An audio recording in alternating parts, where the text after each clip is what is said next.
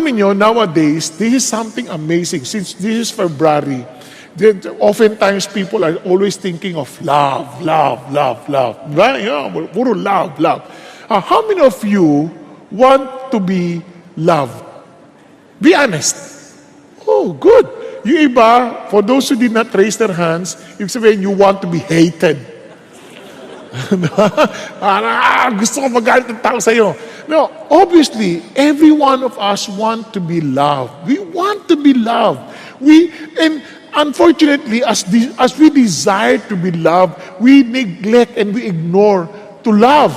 Kaya alam po ninyo, nowadays, many people are getting depressed, getting as in, sobra. In fact, I still remember 2018 when Pastor Peter said that 1 out of 8 get depressed. Amazing, gets depressed. But are they depressed? Because as they try to be connected, they become disconnected. Paano ko nalaman yun? Napansin niyo ba, some people, they could not live without their phones because they don't want to be disconnected. But in reality, they're already disconnected. Nakatingin lang sila sa phone. Nakadun na sa phone. Akala nila, yun ang connection na totoo. Yung mga pamilya, di na makakain ng maayos. Bakit? Lahat sila nakatingin sa phone. Hindi sila nag-uusap. Wala na silang eye contact. Wala na kasi lahat nandun sa phone. Para ayaw lang ma-disconnect. Pero in reality, they were already disconnected. Ngayon, bakit sila nadidepress? Kasi pagtingin na sa phone, oh, buti ba siya? Ang saya-saya niya. Tingnan mo, hindi siya tumatanda. Yung mukha niya sa Facebook, ganun pa rin. Hindi nagbabago. Excuse me, picture niya yan nung high school. Pag nakita mo siya in person, hoy, ang tanda mo na pala. Kasi we get so frustrated. Parang buti pa siya, pasyal ng pasyal, punta siya sa ibang bansa. Ano ko ba, naglalakbayan dahil hinahabol siya ng mga may utang-utang niya. Ang daming kwento behind. So, nawala tuloy yung totoong eye-to-eye contact na connection sa tao. And ang hindi lang nakita, this is what they did not realize. The reason why we want to be loved and the reason why we need to love, because our design is we are created in the image of God. Huwag niyo kakalimutan yun. When God created us, He created us in what? In His image. And the very nature of God is what? Love. Remember, He was defined as God is love. Hindi niya sinasabing love is God, but God is love. So ito pong napaka-importante. Kaya nga ako naniniwala that God is a triune God. He cannot be a numerically one God. He is a triune God because God is love. Kung numerical one yan, ang hirap yun. Ang hirap i-express na yung siya yung love. Kaya nga, the Father loves the Son loves the Father, the Holy Spirit glorifies the Son and glorifies the Father. Are you following? Kaya dun palang maintindihan, the very character of God is love. And He created us in His image. Now, itong amazing. God did not create evil. Huwag niyo kalimutan. God did not create evil. Evil is the absence of God, who is love. Kaya nga, ang problema, ito ang sin. When men fell into sin. Remember, yung tao, wala, hubot-hubad sila. Hindi sila nahihiya. But when they fell into sin, when they disobeyed God, ano nangyari? They become self-conscious. Kaya nga, the very essence of sin is self-centeredness. Kaya yung gulo sa bahay, kasi lahat laging nakikita natin from our perspective and we fight for it without listening and without even considering the perspective of other people. Kasi we are self-centered people. Nakukuha po ninyo? Kahit sa eskwelahan, galit tayo sa teacher kasi isip natin, pinahihirapan nila tayo. Yung teacher naman, galit sa estudyante kasi pinahihirapan nila ako. Laging ganon. Even with preaching, yung mga bang pastor, galit sila. Parang, natutulog kayo, galit. sasabihin naman lang, nakakantok ka. Galit din. Everybody is self-centered because that is the very essence of sin. In fact, we turned our eyes from God to ourselves and we treat ourselves as gods. Kaya we easily get angry when people somehow seemingly trying to block our way. Pag hindi natin nasusulong yung gusto natin, nagkakalit tayo. Kasi we feel that we are the center of the universe. Tama, mali? Kaya ho, tingnan ninyo, without love, listen, we cannot live. For without love, it is evil. Remember, the absence of God, the absence of love, obviously is evil. So it's either we live or we go the opposite, which is evil. Kaya ang choice ng tao, pag walang love, ay evil. Kaya nga, sabi ng Bible, in the last days, ano sabi ng Bible? In the last days, our lives will be more difficult. Why? Because people will become lovers of self, lovers of pleasure, rather than lovers of God. They will be disobedient to parents. Bakit? Kasi nga, sarili lagi, sarili ang ini. Yung mga parents naman, minsan, ang gulang. Kaya nga, magulang. Na parang they think that I am also the center of the universe. Kaya mga anak, dapat sumunod kayo sa akin. Dapat sumunod sa akin. Tandaan nyo, anak ko lang kayo. Di ba? Again, a picture of sin. Magulang. Naintindihan? So, ano naging problema? So, what we need to do, what the world need is love. We need love. Kaya naman, when we were discussing about the one thing, Jesus explained His one thing to us, and that is to love God and love one another. Alam niyo, nakakatuwa kasi si Jesus at that time, tinatrap siya. Jesus being the perfect God and perfect human, tinatrap siya. Alam niyo itong nakakatawa. Minsan isip natin, kaya hindi ko mamahal yan kasi napaka-imperfect. Alam niyo, kahit nga perfect, hindi pa rin minamahal eh. Here is Jesus perfect na. Pero hindi pa rin siya, kinrucify pa rin siya. Kaya hindi yung totoo yung object. Ang totoong love is coming from the one loving. So balik tayo dito. So, si Jesus tinetest. Yung mga Pharisees na supalpal, yung mga Sadducees na supalpal. So, na hindi sila, yung ngayong lawyer, biglang nagtanong kay Jesus. Sabi niya, para i-trap si Jesus, kasi in their mind, ito ang rule. Kung talagang sa Diyos ka, dati intindihan mo yung batas, yung rule. Ang problema, siyempre siya naman ang sumulat niyan eh. So, hindi siya concerned doon sa ano yung rules ninyo kasi they wrote 613 out of the 10 commandments, nagsulat pa sila ng 613 others to explain how to apply it. For example, thou shalt take the Sabbath, holy. Pag sabi, yung holy, yung Sabbath, dapat hindi ka magtatrabaho. Para i-apply nila yan, naglagay sila ng rules. Bawal magsuot ng pustiso. Kung gagawin ganyan, bawal ka mag-eyelashes, bawal ka maglagay ng ang tawag dito? Kilay, bawal. Kaya magugulat kayo sa mga mukha ng ibang tao dito. Walang kilay. Para silang puppets. Diba? Bakit? Bawal. Bawal mag-lipstick, kaya walang labi.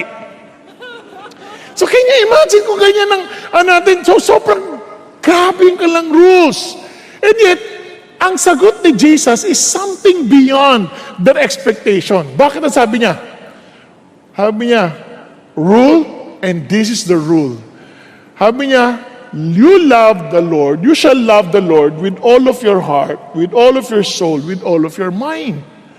Bakit? Sabi ng Lord, The rule is not something na gawin mo to para tanggap ka sa Lord. Hindi. Yes, rules are good because it gives you order. But the idea, the intent of all this rule is that you will love God with all of your heart. That you will have a relationship with God. Yun ang idea. More than these do's and don'ts of life, I want you to have a relationship with God. What? Can you imagine yung Diyos na napakadakila, willing and wanting to have relationship with you? Yun ang gusto ng Diyos. Kaya sabi ganoon, this is the great and foremost commandment. Kaya nga may sasabi ng Lord, sabi niya, it involves your whole being, your heart, your soul, your mind. Hindi niyo ba napansin, minsan ginagamit might? Might. Bakit? Ibig sabihin yan, yung mind at might, parang you with all your energy, with all diligence. Kasi marami ngayon nagmamahal, hindi na nag-iisip eh. Wala nang ka-energy kasi ang hirap atang mag-isip. Nakakapagod mag-isip. Basta, ano na lang ang rules? Ano ba sabi? Kunyari, huwag kayo magre-reserve ng upuan. Tapos mayroong matanda, makikiupo sana ako eh. Bawal po mag-reserve. Hindi yan ang issue. Ang issue dito, ano? Ano ba yung intent ng law? Naunawaan? Andyan pa kayo? Ano yung pinaka-intent? Para kaya pag yung pagmamahal natin sa Diyos, kapareho ng, nyari, paghahanap natin sa salapi ng ating pangailangan, o yung paggutom na gutom kayo, parang gagawin mo lahat, kahit magpagpag ka dyan, makakain ka lang. Ganon din ba yung paghahangad natin sa Diyos? Alam niyo nga, kung meron kayong appointment, halimbawa, may appointment kayo kahit umuulan, at yung appointment nyo, kikita kayo ng 1 milyon, palagay ko kahit umuulan, tatawirin nyo ang baha, tatawirin nyo ang bundok, tatawirin nyo ang traffic, makuha lang kita.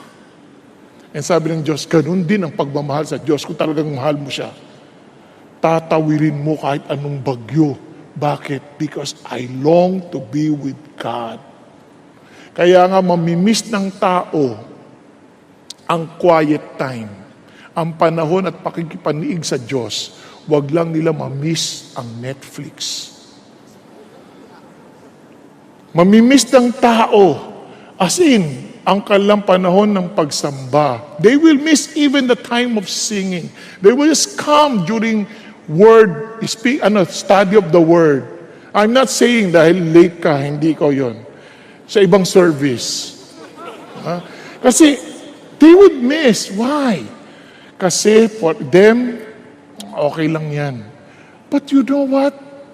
Kantahan lang yan eh. Hindi naman ako manang kumanta. It doesn't matter. It is really singing for to God. Are you following? Kasi kung talaga, kunyari kung ikaw yung naliligaw pa lang sa isang babae, naku, yung baka nangaharana, wala sa tono eh.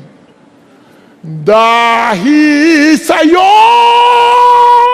di ba? Ako'y lumigaya. Naintindihan sabihin, bakit gagawin lahat yan? Para lang ano? Para mapukaw lang ang kanyang damdamin. Tama? Pero pagdating na sa Lord, di ba? Di ba? Yung pagkanta pa lang, come on, let's sing to the Lord. Di ba?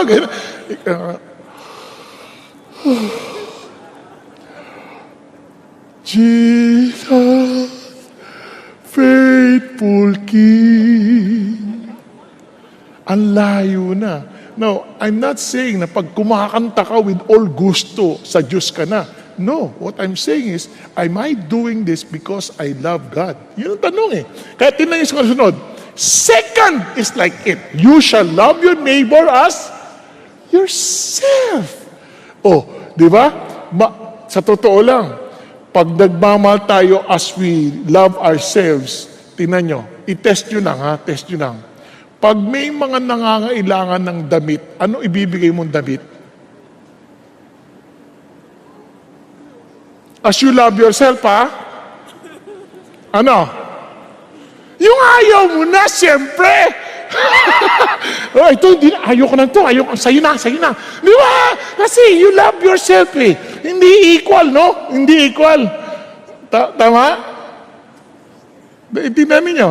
Kaya hindi yan yung rule na, ito yung sinasabi ng Diyos. Ang sinasabi ng Diyos, as you have wanted this, willing ka rin ba to offer if need be?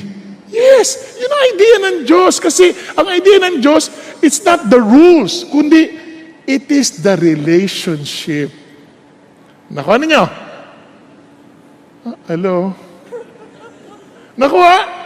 Yun ang idea ng Diyos. Kasi sabi ng Bible, I want you to love your neighbor as you love yourself. And alam niyo, this is what I realized. Hindi kaya. Tingnan mo. On these two commandments depend the whole law and the prophets. Tama? Sabi niya, kaya yung idea ng Diyos, all of these commandments are all commandments just for you to love one another. Hindi yung rule, hindi naman ako pumatay, pinapatay ko. Namansin niyo? Kasi hindi yung idea ng Diyos, hindi ako pumatay na literal, pinapatay ko. Ang idea ng Diyos, hindi. Kung mahal mo yung tao, gagawin mo ba yan? Sasaktan mo ba yan? Hindi ko siya pinatay, ginulpi ko lang, binugbog ko lang. Kasi bawal, thou shall not kill. Pero at least walang utos na, thou shall not bugbog. Mali! The idea ng Diyos, hindi yung mamahalin mo nga, hindi ka gagawa ng anything that will hurt or will harm a person. Kasi you don't want that to happen to you also. Tama ba? Tama ba? So yun ang idea ng Diyos. Kaya ang idea ng Diyos, ang dami natin mga rules. Kaya nga, ang tanong sa atin lahat ngayon, we may not know all the rules. Isa lang ang tanong sa atin, eh. Ano sinasabi ng Diyos? What does love require of you? Kaya ang dami nagtatanong, Pastor, okay lang ba magpatato? Hindi yun ang tanong. Ang tanong, what does love require of you? Ba't ka magpapatato? Yun ang tanongin mo. Kasi gusto ko, dala-dala ko yung gospel tract sa kamay ko, kaya sinulat ka dito, gospel tract, John 3:16, for God so loved the world. Ayan. If that is your desire, then go ahead. Gusto mo, buong katawan. Ito ang Bible, from Genesis to Revelation. Tiniis ko lahat yan, dinugo ako dyan para lang ma-share ko yung gospel sa iyo. If that is the case, then because you are motivated by love, by all means, gawin mo. Pero magpapapato ka dahil kasi yung mukha ko ayaw lang tingnan, dito na siya titingin sa tato. Ayan. Again, sarili mo pa rin iniisip mo. Diba? It's still selfish. Tama? Andiyan pa ba kayo? Yung magtatanong, Pastor, okay lang ba magdamit ng maikli? Yung ganyan, miniskirt. Aba, lalaki ka, ba't ka magsusot ng ganyan? Hindi. Ano yung sarili mo? What does love require of you? Are you following? Ano sinasabi ng Diyos? Kasi gusto ko komportable ako. No, it's not about your comfort. Di ba? Kasi wala lang. Paano naman yung kapatid mo? Isipin mo kung may pagmamahal ka. Paano yung iba dyan, yung mga lalaki na may problema sa mga binti. Meron mo nagwo-worship. Faithful King. Isipin mo yun. So, what does love require of you? Kaya hindi tinatanong yung kung maikli ba, tama ba yan o hindi. What does love require of you? Okay lang ba yung nakikita yung puso? What does love require of you? Hindi ko, kasi malay ko naman kung talagang yun lang ang meron ka. Alam mo, mahusgahan kita. Yun lang ang damit ko, Pastor, binigay lang sa akin. Hand me down. Ang liliit nila, ang laki ko. So, kasalanan mo ba yan kung lang yan lang meron sa'yo? So we are not here to judge anybody. The question is, what does love require of you? Kaya nga yung rules, hindi yan yung point, rule 1, rule 2, rule 3, rule 4, rule 5. Walang ganon. Ang idea, yun bang ginagawa mo loving? Nakuha? Kaya ito yung challenge ng Diyos sa atin. At alam nyo, hindi siya madali. Bakit kamo? At ito nga yung dapat natin maintindihan as Christians. Kaya nga minsan ngayon, nakakalungkot. Some people, they don't like the church any longer. They don't want to be involved in any small group. Why? Because they feel that they're being judged. They feel that they're being condemned. They feel that, ang dami na, you hate exactly what the Lord hates. Are you following? We must be a channel of God's love. We are not a channel of condemning people. We are a channel of His love. Kaya exactly kung ano yung ayaw mo, ayaw ginagawa, exactly ayaw yun ng church. Ayaw yun ng Diyos. Kaya nga sabi ng Bible, yung maturity, isip natin ang ideya ng maturity. Kung magaling sa Bible, wow, yan ang Christian. Pero nakikipag-away sa lahat ng hindi nag-agree sa kanya. Di ba, yun bang love? Hindi.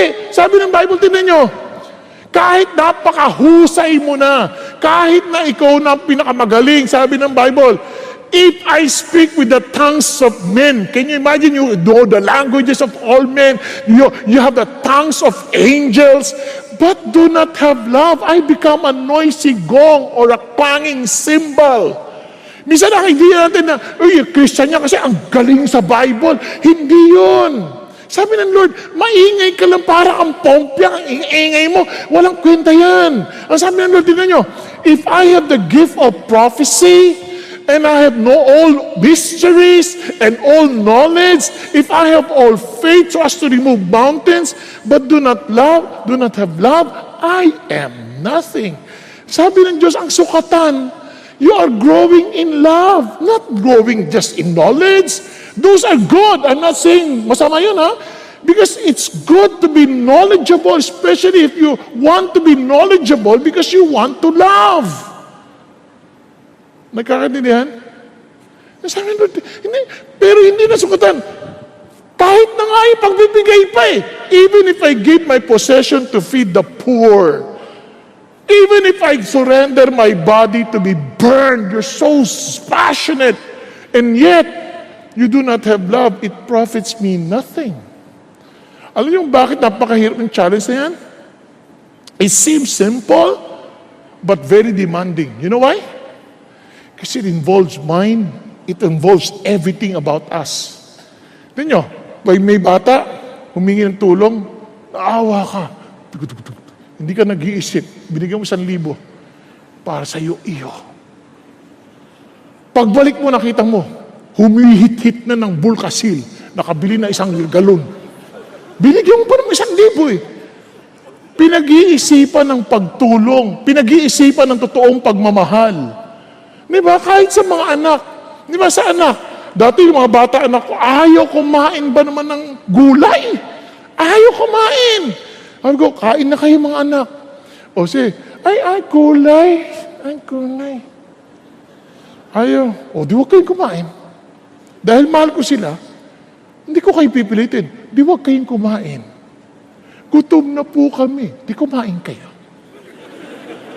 Ayoko ng gulay. Di wag kayong kumain. Gutom na po kami. Di kumain kayo.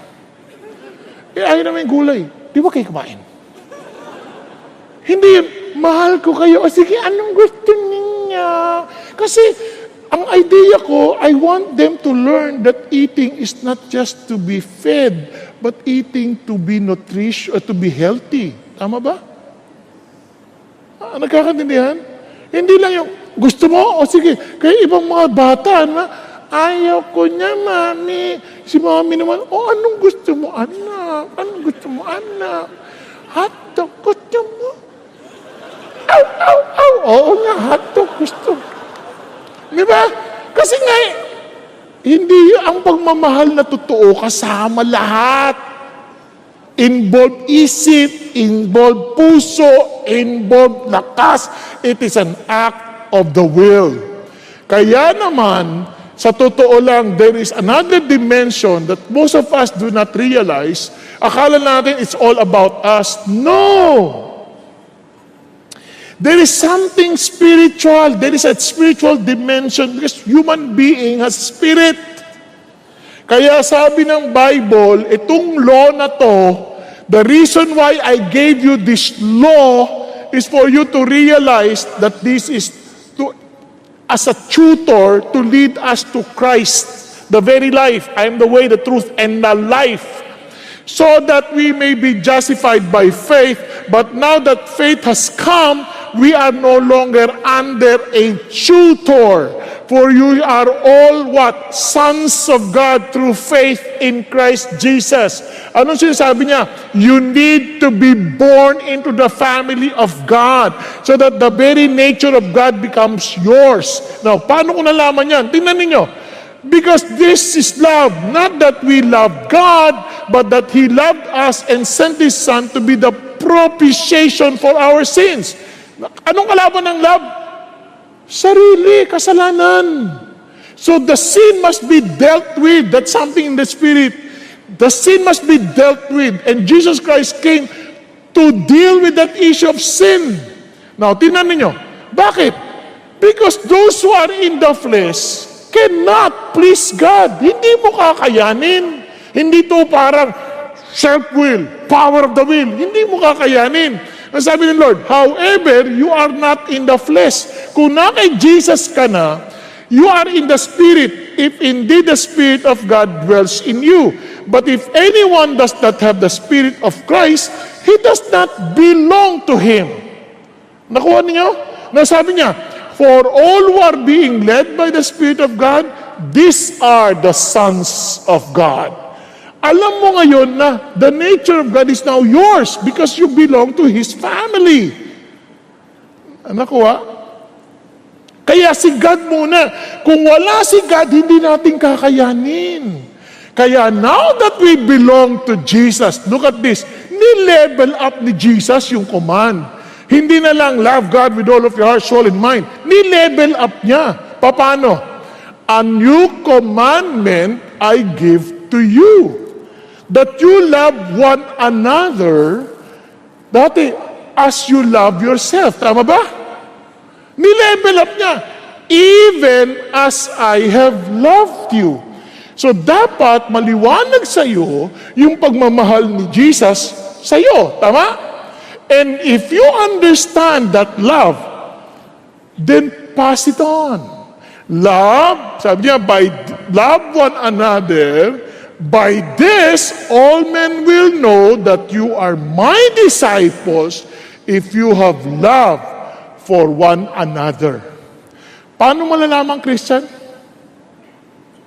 Hindi maraming alam sa Bible. Hindi yung magaling magtalumpati. Hindi yung masipag lamang. Ano sabi niya? Because you love one another. Ano yung bakit nagbago ang course ng history ng mundo? Dahil sa Christian na nagmamahal. Bakit nagkaroon ng mga universidad?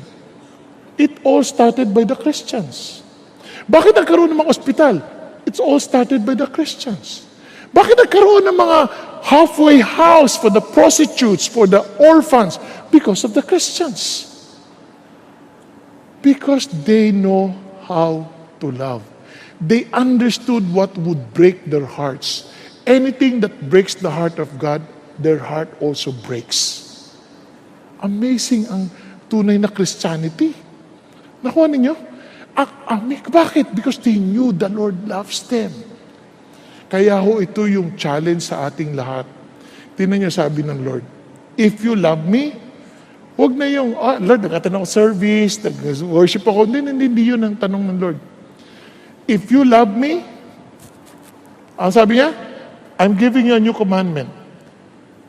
Jesus answered and said to him, if anyone loves me, he will keep my word, and my Father will love him, and we will come to him and make our abode with Him. Amazing. Paano mo nalaman mahal mo si Jesus? You will keep His word. Tama ba? You will keep His word. Hindi pinagtatalunan yung kanyang sinabi. Ginagawa. Okay po? Andiyan pa tayo. Ano sabi ng Lord? Kung mahal mo siya, love one another. They will know that we are His disciples because we love one another. Madali? Mapakahirap. Hindi madali. Tingnan mo katabi mo. Kaya mo ba talaga mahalin yan? Hindi. Alam nyo, sinasabi ko sa iyo bakit mahirap. Una, ito ang ating topic. Introduction lang yung kanina. Sorry. Tabo, ang hirap.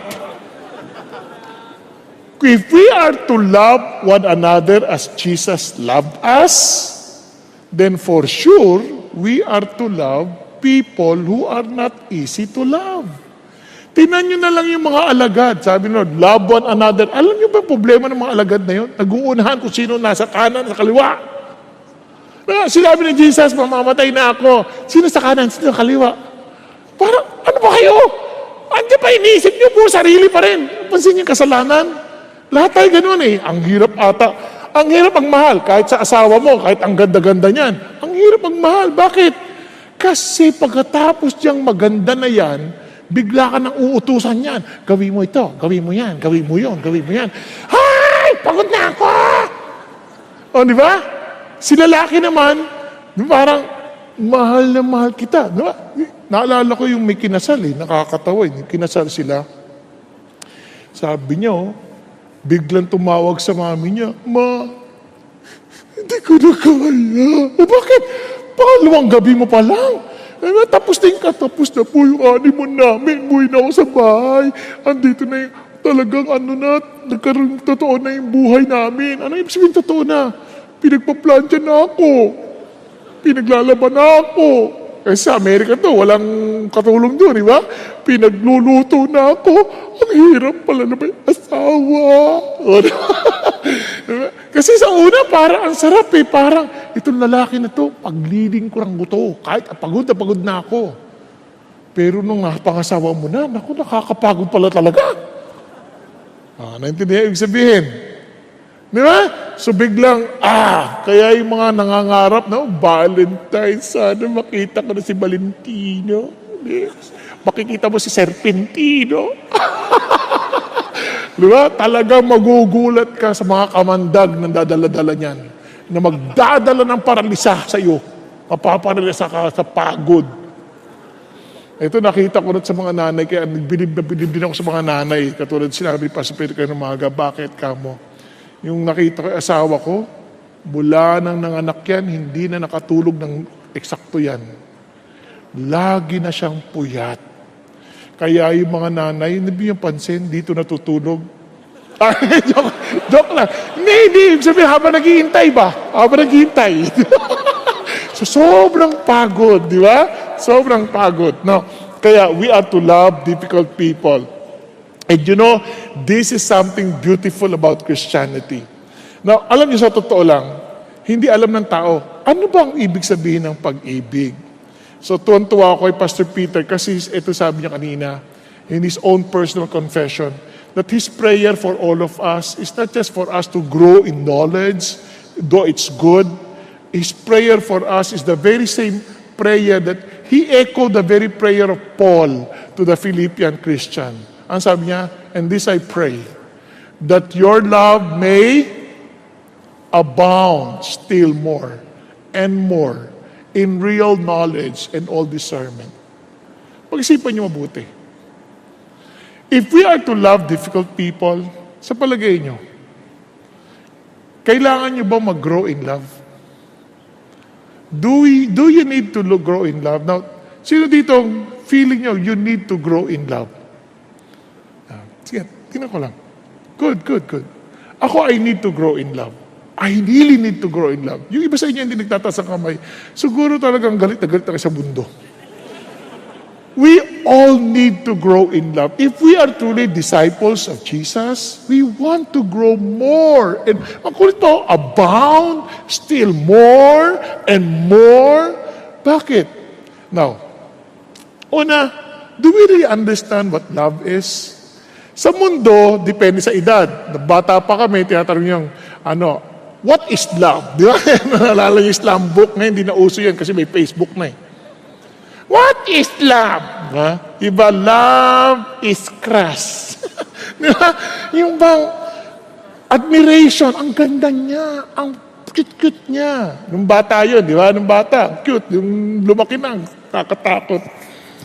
Now, yung iba naman, they fell into infatuation, yung akala nila pag-ibig, kasi there's some form of passion. Sabi nga nung bata, alam ko na ang pag-ibig. Kasi nung nakita ko yung na-crush ko, yung talagang pinuntahan ko na siya, parang nanliligaw na ako. Naku, kinagat ako ng aso, hindi ko naramdaman. Kaya I feel so in love. Nakalakuhan yan. Ngayon, kamusta na? Ngayon, alam ko na, masakit. Naku, yan yung mga ganyan. Infatuation lang yan, yung paano nisasaktan. Yung iba naman, romantic na, siyempre, Valentine's, binigyan ka ng flower. Love! Naku, fake plastic yan. Di ba? Ang dami niyang binigyan ng ganyan. So, di ba tayo romantic? Hindi naman masama yung mga yan. Normal lang yan. Maganda yan. Siyempre, iba naman, tinawag lang, committed. Ibig sabihin, committed na yung love. Committed. Nung kasal, para ang saya, no? Pero pagka matagal na, kaya nga may mga sinusulong ng divorce no sa atin di ba? Kasi nga, committed yung love. Now, sa Biblia, sa Greek, merong 4 na klase ng love. Yung isa ay tinatawag lang storge, ibig sabihin niyan yung parents' love to the children, ganyan. Yung tinatawag ng phileo, ito yung love between friends, yan. May tinatawag na eros love. Ito yung love with passion between husband and wife, or perhaps yung iba naman, they thought that this is love, doing this to several women. Yun yung tinatawag lang erotic, di ba?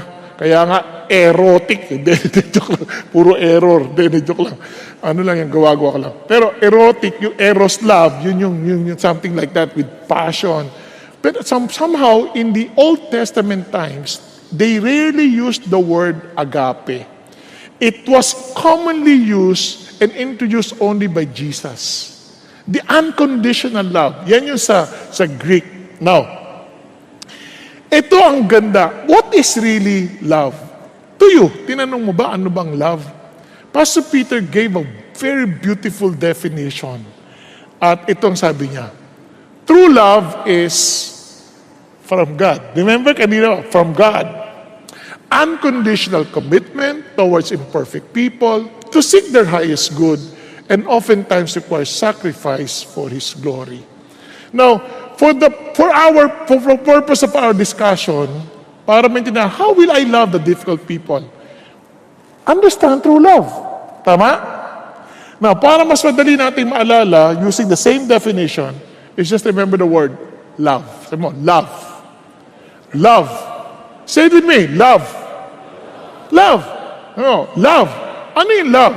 Remember, Lord, own it, vigilant, and exaltation. Say it with me, Lord, own it, vigilant, and exaltation. Bakit importante yan? Let's start with Lord. You see, love starts with God. Love is from God. Are you following? Love is from where? From God. To love difficult people all starts with the Lord. Si Lord, bakit ka mo? Kasi the Lord as in demonstrated that love. Tingnan nyo hindi ito parang inutos ng Lord for the sake, sige gawin mo to. Lord, ang hirap naman, imposible naman. Yes, because the reason why I'm telling you this, because I demonstrated it. In fact, you cannot do it without my own power. Kasi sabi ng Lord, tingnan nyo, but God demonstrates His own love toward us, in that while we were yet sinners, Christ died for us. Alam niyo ba ibig sabihin ng sinners? Gusto niyo malaman? Tingnan niyo. For if while we were enemies, we were reconciled to God through the death of His Son, much more having been reconciled, we shall be saved by His life. Ano sinasabi ng Diyos? When I died for you, you were my enemies. Ikaw ba mamamatay ka pa sa kaaway mo? Yun yung sinabi niya, ito yung extent. If you feel that people are difficult, I'm telling you now, you love not only these people who are you love even your enemies.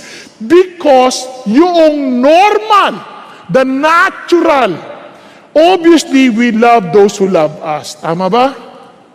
We greet those who greet us. Tama? But you know that you are operating in the supernatural because God, the supernatural is in you. You're beginning to love those people who are not loving you. Worse na yun. You're greeting people who are not greeting you.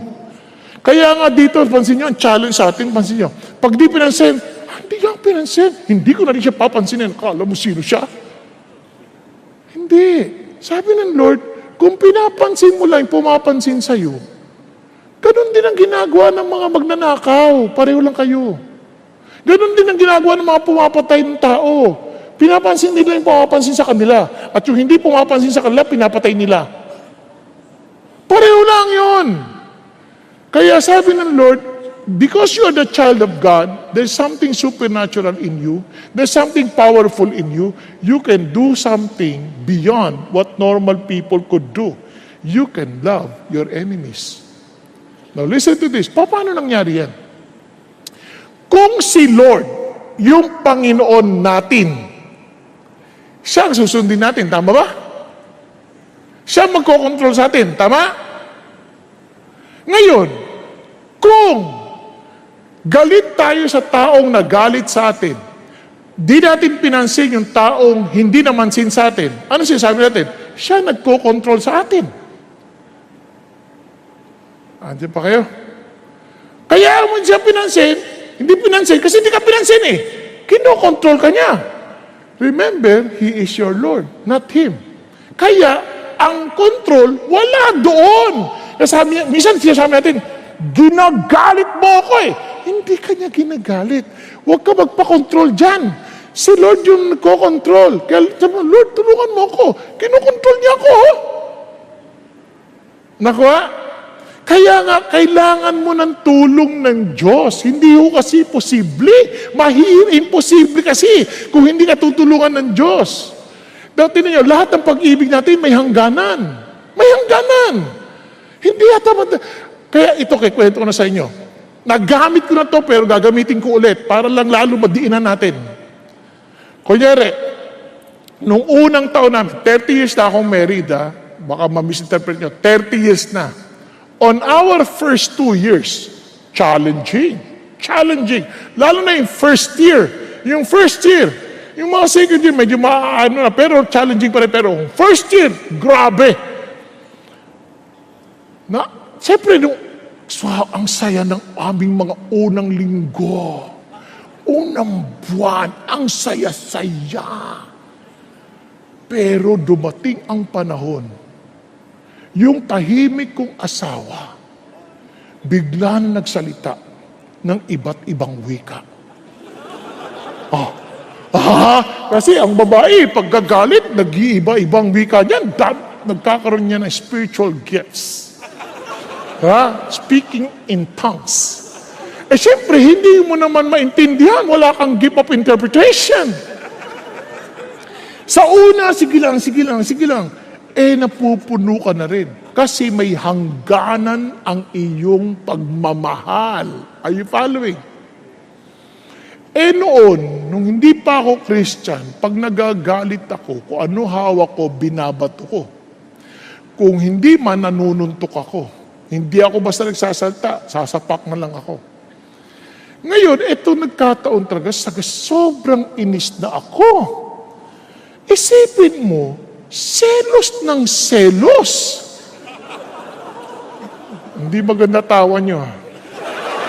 Parang sinasabi niya, wala akong karapatang pagselosan Nakakainis ang dating No, selos ang selos kasi nga, sobrang abala ako sa ministry. Ang isip ko, diyan ka lang. Huwag mo ako istorbuhin. Siyempre, asawa mo yan. Kailangan niya rin ng panahon. Tama ba? Nako, sa inis ko, hindi ko naman siya masapak. Lumabas ako. Galit na galit ako. Sinapak ko yung pader. Pinaramdam kong galit ako. Bugong yung pinto. Tapos sinapak ko yung pader. Pero sa tenga ko may bumubulong. Wag! Wag! Wag! Pero hindi ko pinakinggan. Wag! Yung tunog wala sa pader. Nasa kamay. Siyempre din, nahimas ko. Sakit Nahimas kong ganyan. Sabi ko, sana nakinig lang ako sa iyo. Bigla ako nakita yung pagkabilog ng singsing. Itong singsing ay bilog. Walang simula, walang hangganan. Ito ay sagisag ng pag-ibig ng Diyos. Nagkakaintindihan? Kasi pag-ibig natin may hangganan Sabi ko, Panginoon, tulungan ninyo ako.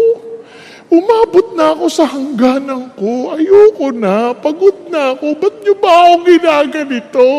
Di ba? Iyak pa talaga. Tapos biglang sabi ng Lord, ikaw naman may kasalanan yan Minsan kasi gusto mo, baguhin mo siya. Hindi, ikaw magbago.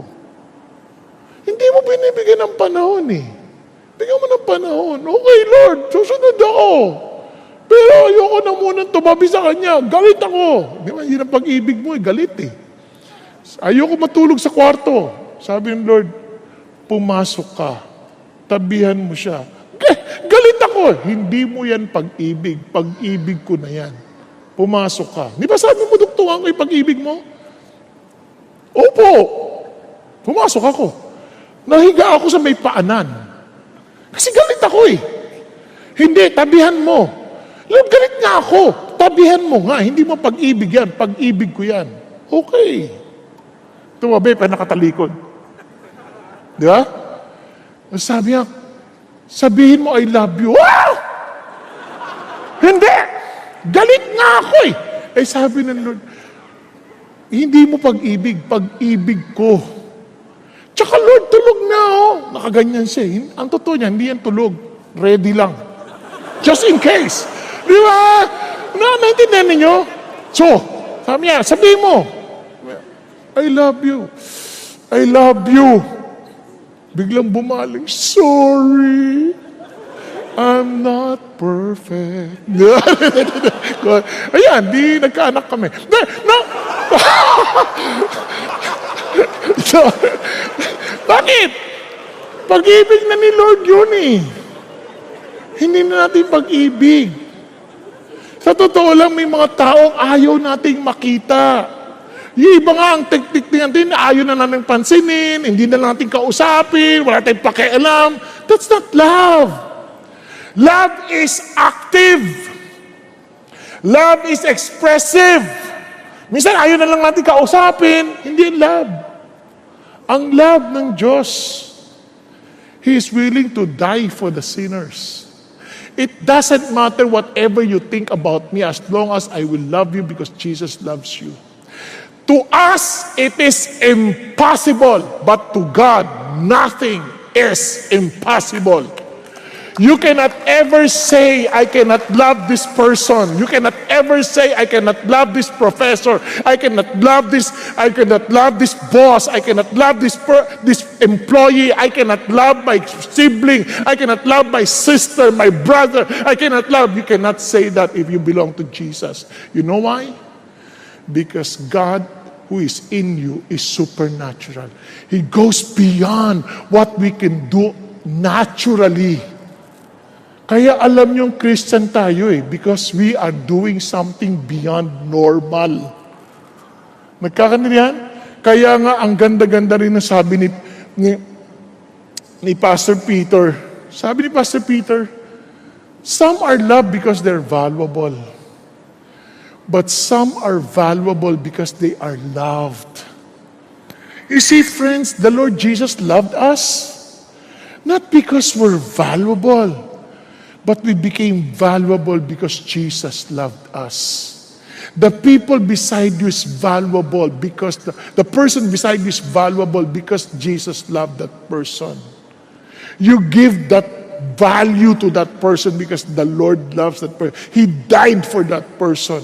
Kaya nga, kapag sinabi mo, hindi ko maintindihan, hindi ko ito matanggap, bakit? How could this person do such a thing? As if you're saying, you are not capable of doing wrong. Then let me tell you, you're wrong. Because every one of us is capable of doing the worst. And it's only by God's grace that He loved us, He died for us. So sabi ng Lord, do the same to your brother. Do the same to your sister. Do the same to those people who are difficult to love.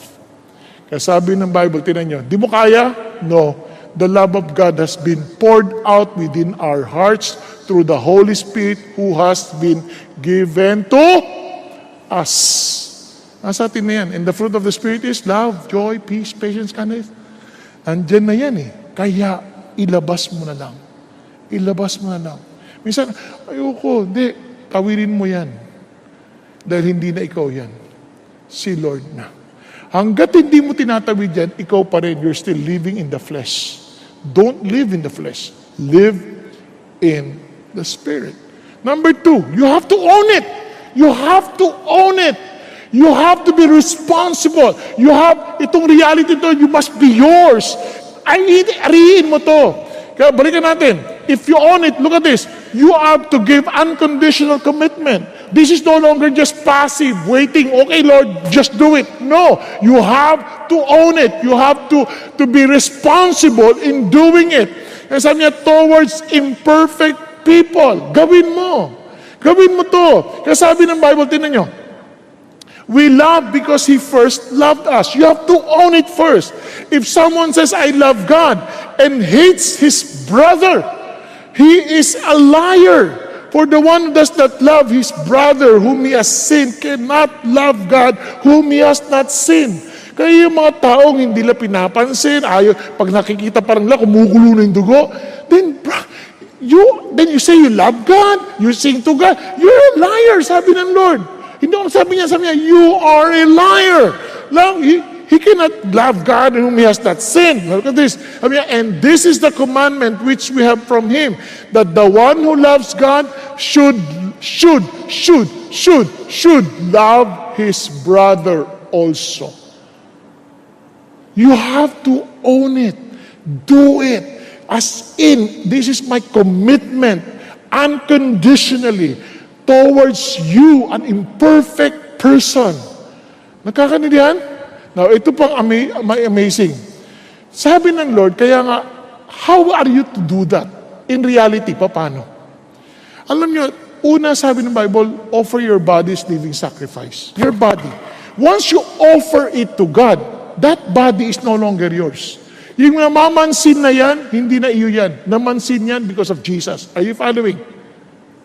Hello? Kung hindi ka pinansin, it's okay. I offer this body to the Lord anyway. Kaya kung hindi niya ako pinansin, it's okay. Kasi kay Lord naman na to. Nagkakanindihan tayo. Nagkakanindihan. Kaya importante yun. Okay, kung hindi mo ako pansinin, it's okay. Pinistab mo si Jesus, hindi ako. Kaya ako nagpipreach ako ganyan, tulugan mo ako, it's okay. Kaya gigisingin kita because my responsibility is to help you. Pero kung tutulugan pa rin ako, wala akong pakialam. Hindi sa wala akong pakialam. Hahayaan kita, baka pagod ka, baka may sakit ka, hindi ko alam. Basta, ang alam ko, I'm doing my best because I care and love you. Yan lang naintindihan ko. Pero ito ang amazing, sabi ng Lord, gusto mo ma-involve, you need to be involved. Tingnan niyo sabi ng Bible, for through the grace given to me, I say to everyone among you, not to think more highly of himself than he ought to think, but to think so as to have sound judgment as God has allotted to each a measure of faith. Ano ibig sabihin ng Diyos? From now on, don't ever think, I don't need you. Parang sinasabi sa katawan, hoy feet, because I'm a mouth, I don't need you. Hindi pwede. We need each other because we belong into one body. Ang totoong love, hindi mo pwede sabihin, I don't care about this church, I don't want to get involved. Mali ka. The reason why we're encouraging you to be part of a smaller group, because we are a very huge church, you cannot really exercise that love in a big gathering like this. But you can exercise it by contributing to the body of Christ. Kaya nga, meron tayong smaller groups.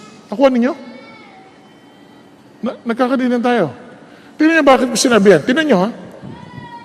Just as we have many members in one body, all the members do not have the same function. So we who are many are one body in Christ and individually members one of another. Kung naintindihan natin yan, tingnan mo yung katabi mo. Magkasama na tayo. We are members one of another. So, ang hanap mo is not what this person can contribute to you. Ang hanap mo is, as part of the body, what can I contribute to you in your growth in loving Jesus, in serving Jesus, and in serving the community. We are the body of Christ. Kaya nga, hindi totoong pagmamahal if we detach ourselves from the body. Walang totoong ganung pagmamahal. If we feel that we are not accountable to any human being, then that's not real love.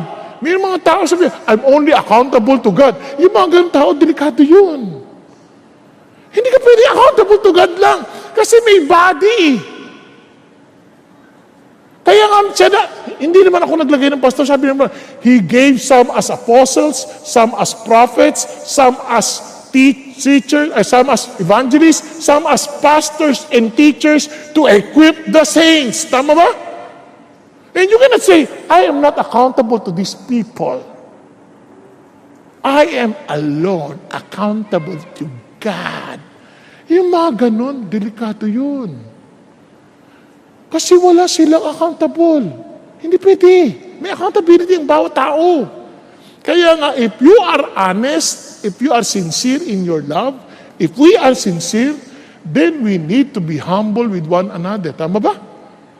Kaya nga, we are to serve one another. Kaya nga, we keep on telling you, you join a small group where you can exercise. Ayoko na, nakakainis sa small group, nakakasakit sila eh.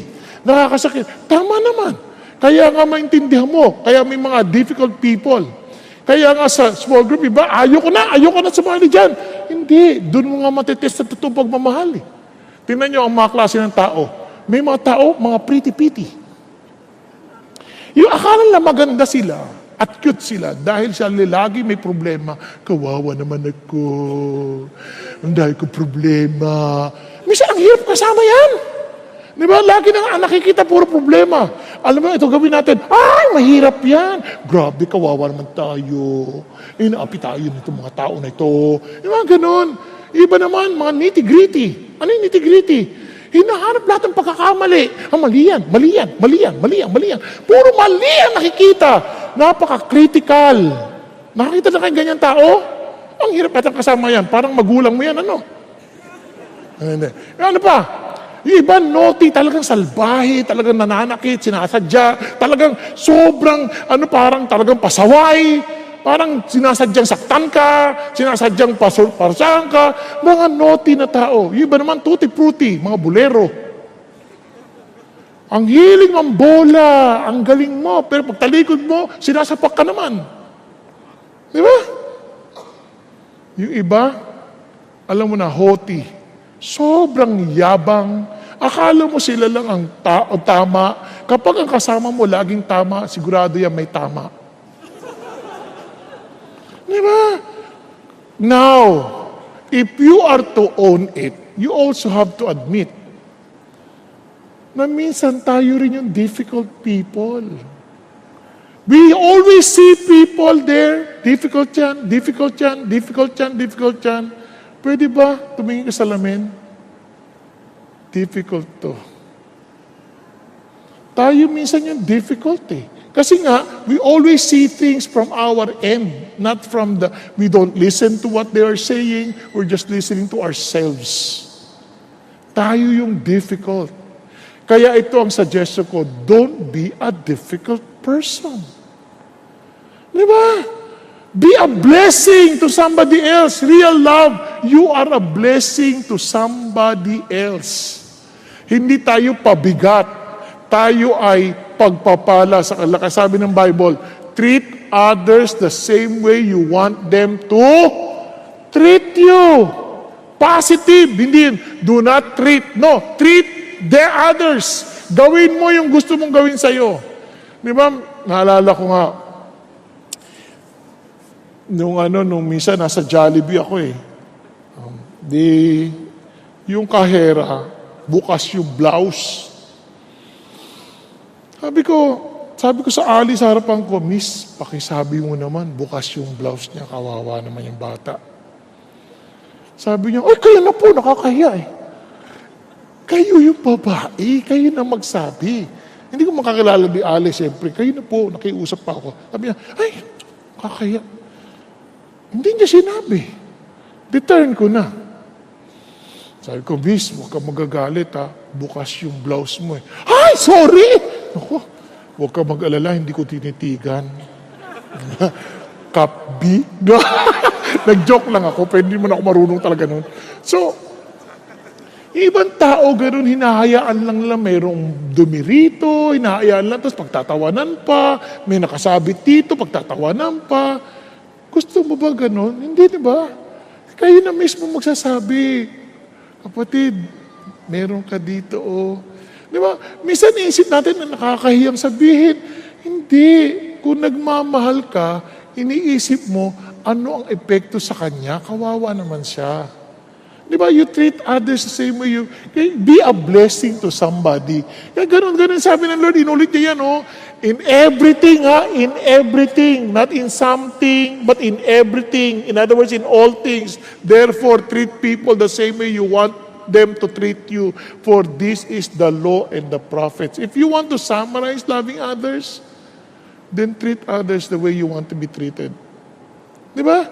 Katulad na ito, sa CR. Di ba, minsan sa CR, inuubos yung tissue. Ay, ang daming tissue libre. Yung susunod, kawawa naman, nagmamadali na, nag-LBM ko. Walang tissue, paano na to? Tapos kailangan siya dumabay, paano na yan? Walang tissue, kawawa naman. Kaya, panyo na lang. Kawawa. Kaya ang isip mo rin, hindi lang libre, kunin mo yung tissue, iuwi natin, sayang to, libre to. Wow. Isipin mo, may ibang gagamit. Kaya nga kahit na, yung ifo-flash mo lang, kasi isipin mo may gagamit na iba. Tama? Yun nga ng pag sa lababo eh. Kailangan punasan mo kasi may gagamit na iba. We care for the rest. Ibig sabihin, we are focusing also on how we can be of service to others. Are you following? Di ba? Kaya nga kahit na pag nakikinig ka, hindi ka basta natutulog kasi baka tumama ulo mo sa tabi mo. Iniisip mo rin kung matutulog ka lang, kaganyan ka. Parang may malaglag. Parang you want to be a blessing to somebody else. And this is why, because my gift in the body is preaching, I give my best. I study hard. Because this is my contribution to you. Kaya I cannot force, kunyari ikaw, gusto ko mag-lead the worship. Wala ka namang gift sa pagkanta. Sa pagkanta mo, yung iba nag-worship na nung ikaw na, biglang umalis na, nawala agad. Nagaling, ano ba yan? Hindi, relax ka lang. You find where you are gifted and use that to bring glory to God. Hindi lahat ng nakikita sa harapan ay blessed serving the Lord. Minsan, yung hindi mo nakikita sa katawan, yun ang mas importante. Minsan nakatingin tayo sa mukha, nakatingin tayo dito, ang pinaka-importante, yun nasa loob pa nga, liver, baga. Minsan ang gwapo, pero yung baga pala, cirrhosis na dahil lasinggero. Di ba? Kaya ang importante, maayos ba yan? Kaya yung tanong dito, hindi yung matangos ng ilong, kundi magaan ba siyang huminga? At nagpapagaan ba siya ng hininga sa iba? Di ba? Are you following? Be a blessing. Own it. And finally, be vigilant. Be vigilant. Why? Look at what it says. To seek their highest good. So you need to be watchful. You need to be alert. Bakit po? Napaka-importante ito. Because sometimes it often requires sacrifice. Now, listen to this. You need to understand that Satan is trying his best to destroy his people. And he knew that the sign that we are really followers of Jesus because we love one another. Kaya gagawin niya, aatakihin niya yan to divide us. Kaya saan nga sabi ng Bible? Be of sober spirit. Be on the alert. Your adversary, the devil, prowls around like a roaring lion seeking someone to devour. Kaya nga sabi ni Paul, inulit niya, sabi niya, for our struggle, remember, be vigilant. It's not against flesh and blood, but against the rulers, against the powers, against the world forces of this darkness, against the spiritual forces of wickedness in the heavenly places. Hindi mo kaaway kapatid mo. Ngayon kung inaaway mo yan, nako, pumayag ka na, gamitin ka ng Diablo to do that. Huwag kang pumayag. Hindi mo kaaway yung katabi mo. Meron kang kaaway na spiritual realm. Then you find it out in prayer. You find it out in the spiritual realm. You engage in spiritual battle. Don't allow Satan to prevail against us. Tayuan natin. Why? Because we are more powerful. We are more than conquerors in Christ Jesus. Nagkakaintindihan tayo? Andiyan pa kayo? Kaya pag yung asawa mo, hindi submissive, huwag mo sabihin, Satanas. Ganon. Dali mo sa Diyos, Lord, ano pong gagawin ko para po maiayos ko to? Then be vigilant. Kaya alam nyo ba, ang demonyo napakagaling. Papaltan niya yung word na, yung love, gagawin niyang affection. Kaya punta kayo sa dictionary, ang meaning ng love, affection. Hindi. Kung vigilant ka, ang love, hindi affection. Kasi there is no such thing as I fell in love. Walang ganon. It is a decision, it's a commitment. Kaya nga, hindi totoo yan. So be vigilant. Kasi gagamitin siya, he will tell you lies as if they were true. Hindi sila totoo. Ang totoo, ito ang love. It's a decision, it's an act of the will. Minsan ayaw mo, pero gagawin mo because it's the right thing to do. Kaya sabihin, ayoko hypocrite, di man ako hipokrito, no? Kung basta sasabihin, gagawin ko, kung ano, ayoko siyang kamayan, hipokrito, galit ako sa kanya. No, hindi yun ang hypocrisy. Hypocrisy is you know what is right, but you're not doing it. Yun ang hypocrisy. Kunyari, masama ang loob mo, ayaw mo siyang pansinin. Anong katotohanan? Sabi ng Lord, batiin mo kahit di ka binabati. Batiin mo kahit na ayaw mo. Batiin mo kasi yun ang totoo. Pero pag di mo binati, ayoko magkukunwari, ayoko maging plastic, then you are not living in the truth. You are living in the falsehood of Satan. Kaya huwag tayong pumayag. Be vigilant. Be vigilant. Panoorin natin si Pastor Peter sandali. Ang ganda-ganda ng kanyang testimony. Kasi if he was not vigilant, he was not listening to God, perhaps na-miss niya yung glory ng Diyos. Let's watch. Years ago, somebody did something unjust to me and to our family. I never felt more betrayed because this person was our good friend, family friend, ninong of my brother's wedding. But he betrayed us. When he was sick, somebody called me, Peter, he wants you to visit him. He wants you to pray for him. In my mind, I'm not going to do that. Why? I don't feel like doing it. Why will I visit you? Why will I pray for you? You have betrayed our family. You have betrayed me. In fact, this is the same guy who fired me from my company. I said, I'm not going to go. I'm not going. Then the Lord spoke to me. The Lord said, Peter, I command you to pray for people. I've commanded you to love your enemies. If you don't obey me, how are you going to teach the Bible someday? You're a fake. You're a hypocrite. You know what's right and you don't do it. So, when they called again, I said, okay, I'm going. But let me tell you from my heart, I don't feel like going. I don't feel like praying. In my mind, why would I pray for him? What if he gets well? In my mind, that guy deserved to get sick. He deserved to be punished.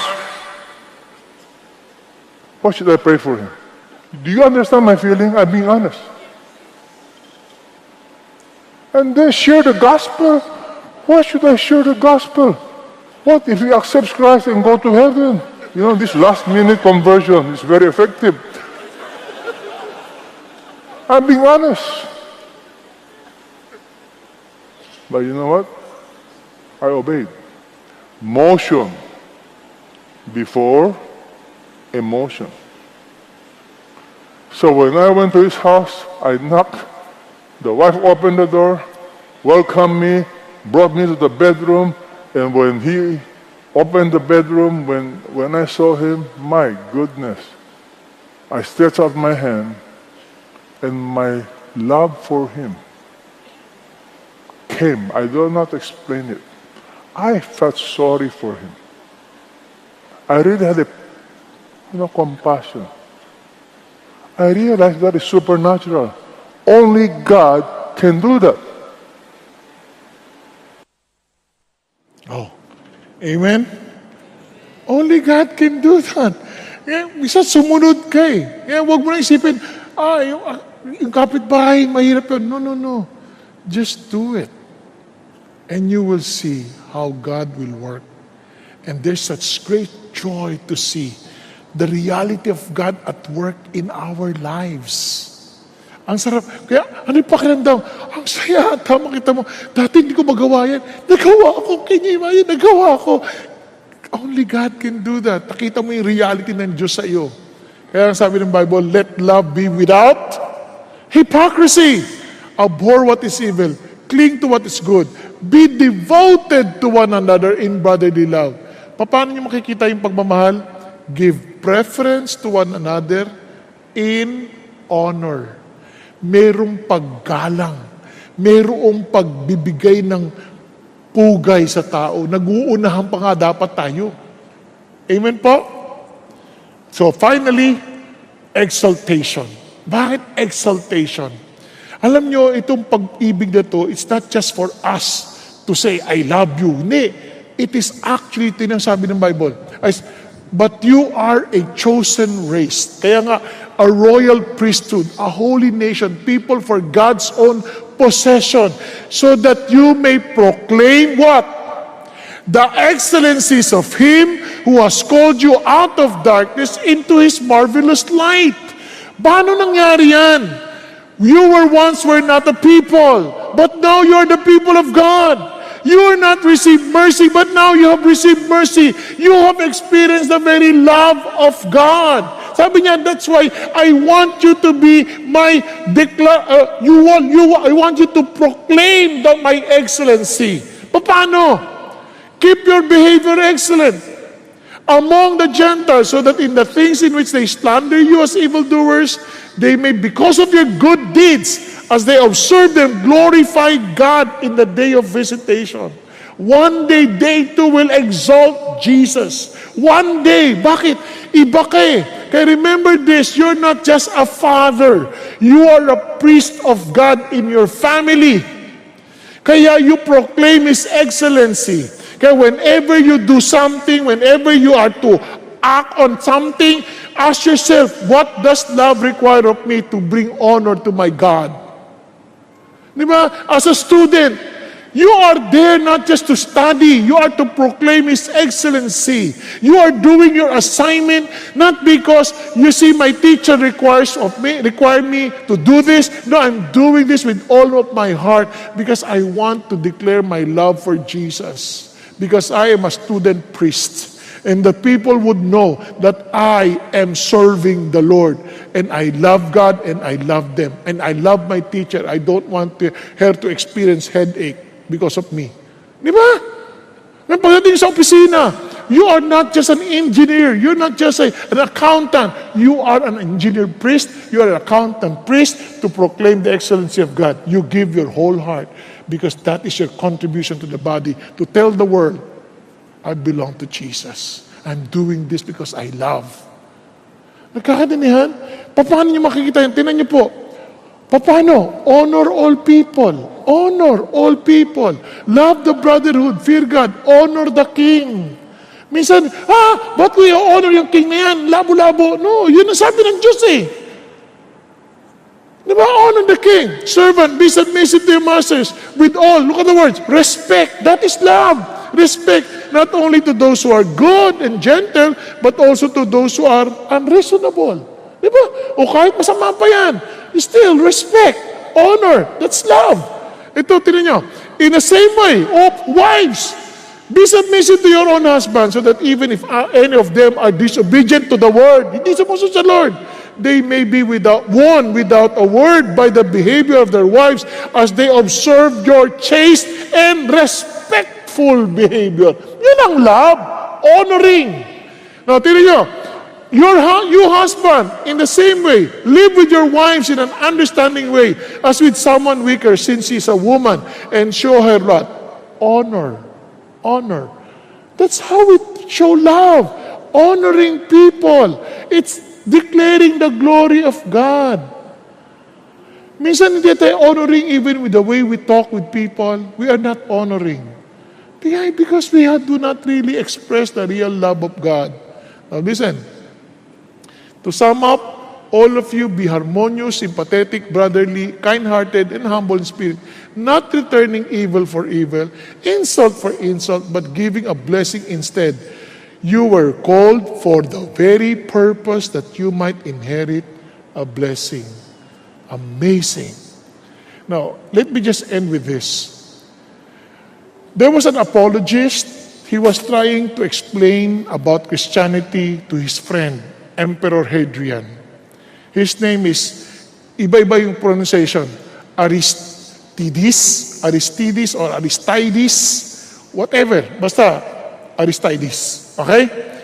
So, si Aristides an evangelist. Tingnan nyo, he did not use the Bible to explain about Christianity para ma-prove niya Christianity is true. He did not even use the resurrection of Jesus Christ. Hindi siya nakipagtalo sa isip. Ito sinabi niya.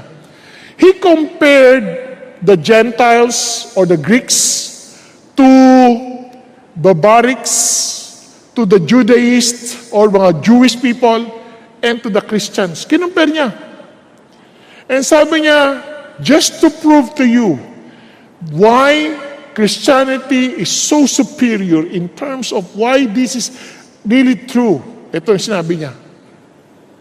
Christians have the commands of the Lord Jesus. This is just an excerpt. Pwede namang tingnan sa internet yung kompletong letter. The Messiah himself etched into their hearts. They do not engage in adultery or sexual immorality, and they do not bear false witness. Yan ang katangian ng mga Christians. Ito yung mga Christians sa mga panahon na neither do they covet that which belongs to others. Hindi nila kinamkam, hindi nila kinuha yung mga bagay na hindi kanila. And they honor father and mother. Love their neighbors. Mahal nila ang kapitbahay nila. Mahal nila ibang tao. And do not do to others anything that they do not wish to be done to them. Kakaiba itong mga Christians. At ito pang sabi niya, inaaliw nila yung mga nananakit sa kanila. At pinapanalunan sila bilang maging kaibigan. Galit sa kanila, inaaway sila, kinakaibigan nila sila. At masigasig sila na gawin ang mabuti para sa mga umaaway sa kanila. Kakaiba, no? At sabi ganoon, at hindi sila sumusunod sa mga kautusan. Ibig sabihin, they are not disobeying unlawful lifestyles and all impurity. Lahat ng marunong hindi na ginagawa. They neither neglect, hindi nila pinababayaan ang mga balo at hindi nila pinagmamalupitan ang mga ulila. Amazing. Ito ang Christians. Ang layo-layo na ng mga nagmatawag sa ating ngayong Christians. Minsan kung sino pa yung Christians, sila ay swapang. Sila yung nang-iisa ng kapwa. Sino pa yung Christians, sila ay palaaway.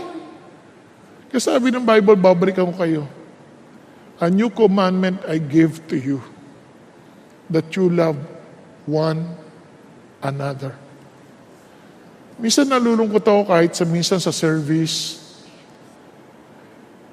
Iiwanan ng parking, the double park, hindi makaalis yung kapatid dahil nag-worship ako eh. Hindi, kung talaga nagmamahal ka kay Jesus, nagmamahal ka sa kapwa. Iniisip mo yan. Kaya sabi ng Lord, because by this, all men will know that you are my disciples. Naintindihan natin? Hello? Makita nyo kahit sa worship, minsan nag-worship ka, biglang may malilate na darating. Excuse me po. Late ka sa. Di kasi mo agahan. Alam nyo kung kayo yun, magpasala. Ay, sige, pasok ka. Pasok ka. Let's worship the Lord together. Kung ikaw naman yung late, hintayin ko na lang matapos. Di ba? Kasi bakit? Si Lord, ang totoong sukat, love, concern, honor, honoring one another, because that is real love to God. Kaya ho, you love one another even as I have loved you, that you also love one another. By this, all men will know that you are my disciples if you have love for one another.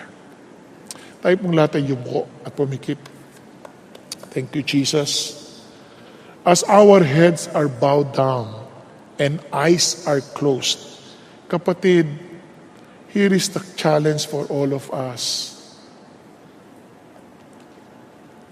You see, Bible knowledge of God, that's wonderful. But truth lived out, the knowledge applied in love, that's what Jesus Christ is looking for. But we cannot give love overflowing, because that love of Jesus is for sure, we cannot contain it. He's infinite God. And that love, we cannot contain it. We need to share it to somebody. We need to pass it on. We need to for everyone to have it. We need to express it. If that is real in you, obviously, you have to share it to someone. But obviously, you cannot do it on your own. That's why you have to experience His love first. Kung hindi mo na-experience yung love ni Jesus, that He died for you on a personal level, that you understood that He died for your sin, He saved you from eternal damnation, you'll never be able to pass on that love that you have never received. Kaya kapatid, before you pray to love and forgive others, before you pray na, Lord, I want to forgive, you offer first your love, yourself to Jesus and say, Lord, help me to experience your love, na hindi na yung religious way, kundi personal. Hanggang kayo, Panginoon, ang maghari sa buhay ko. Kayo, Panginoon, ang yumakap sa akin nang magawa kong yumakap sa ibang tao kahit hindi sila kaakap-akap. Kaya mga kapatid, if God is speaking to you and somehow God is telling you, you need first to experience this love and you haven't experienced it personally, be humble enough and be honest enough to admit it. And sabi mo, ako po yun. I need the love of Jesus. Kapatid ko, ikaw yun. Just raise your hand before the Lord with humility. Yes, yes. Lord, I need that love. I need that love. Lord Jesus, fill me with your love that I will be able to love others. Thank you, Lord. Hallelujah. Thank you, Jesus. And for those who raise their hand, admit it before God. Lord Jesus, I accept your love for me. Help me to live it out. Thank you for dying on the cross for me to demonstrate your love, O Jesus, towards an imperfect person like me. And Lord, by your grace and by your mercy, I pray that I may live it out, that I may share this love to others, that I may love people even if they're difficult to love. So thank you, Jesus. Thank you for dying for me, and thank you that you did not remain dead. You rose again from the dead on the third day according to the scripture. And Lord Jesus, I believe that with all of my heart. Thank you, and thank you, Jesus. And for the rest of us, let this be our prayer before God. Lord, thank you for calling us to love others as you have loved us. Help us to grow more and more in love and with you and with other people, with knowledge and discernment. Help us, O God. Lord, we understand that we cannot do this on our own.